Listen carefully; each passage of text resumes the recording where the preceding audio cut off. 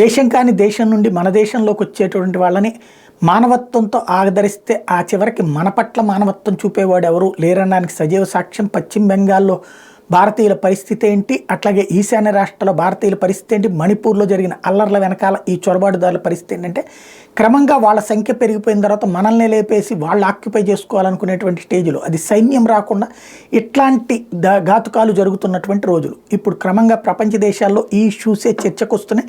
క్రమక్రమంగా వివాదాలు పెరుగుతున్నటువంటి పరిస్థితి అయితే నడుస్తుంది. ఇప్పుడు తాజాగా చూసుకుంటే పోలాండ్లో ప్రజలందరూ ఆగ్రహావేశాలతో రగిలిపోతున్నారు. పోలాండ్కి సంబంధించినటువంటి ఇష్యూలో ఏదైతే ప్రస్తుతం జరుగుతున్నటువంటి వ్యవహారాన్ని మీదన వాళ్ళు సీరియస్ అవుతున్నారు.